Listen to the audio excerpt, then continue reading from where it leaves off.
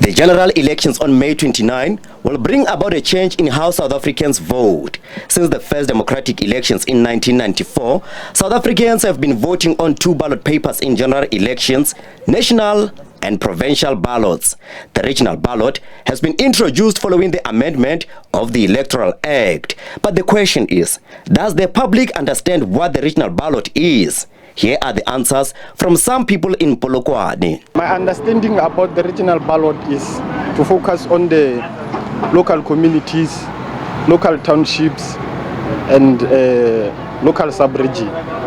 What I understand about the regional ballots is it's for electing the premiers and the mayors within a province. And that's what I understand so far about the regionals. We are going to vote this year, but we don't understand the third ballot paper because at the past years when we vote, we used two ballot papers.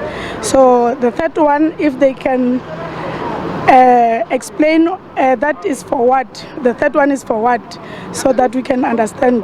With many people still confused about the regional ballot, the IEC has moved to clarify the ballot and why it has been introduced in the upcoming elections. It says the total number of 400 seats in the National Assembly will be divided into 200 seats for the national list and 200 seats for the regional list.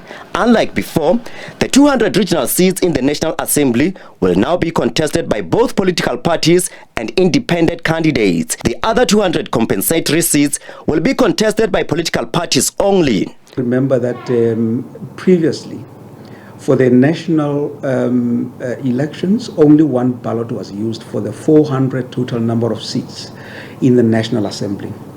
And with the one ballot that was used, in essence, that one ballot was counted twice, because in the total of 400 seats in the National Assembly, those 400 seats are actually divided into two tiers. The first tier of 200 is for the compensatory seats, and the second tier is for the regional seats. So that one ballot was counted for both tiers in the National Assembly for the total of 400 seats.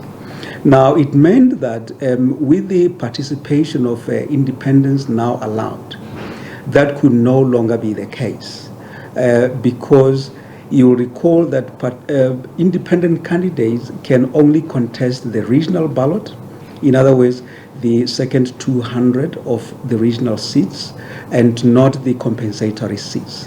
So with that in mind, the one ballot for the National Assembly now had to be split into two, which means that because independents do not participate for the compensatory seats, if one wants to vote for an independent, would need to do so directly because these independents are now contesting only the regional seats. That is the second tier out of the total of 400.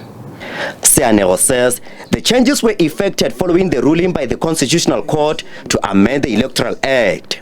For the compensatory ballot, you only have political parties appearing on that ballot. And for the regional ballot, you have both parties and independents appearing on that ballot, which means that a voter who wants to cast a vote for the regional seat can either vote for an independent or for a political party. So with that in mind, it meant that this particular ballot, the regional ballot, had to come into being. And a similar arrangement is also in place for the provincial legislatures, in the sense that for the provincial legislature ballot, you have now both political parties and independents appearing on that same ballot, which means that a voter can vote for either an independent or a political party for the provincial legislature ballot.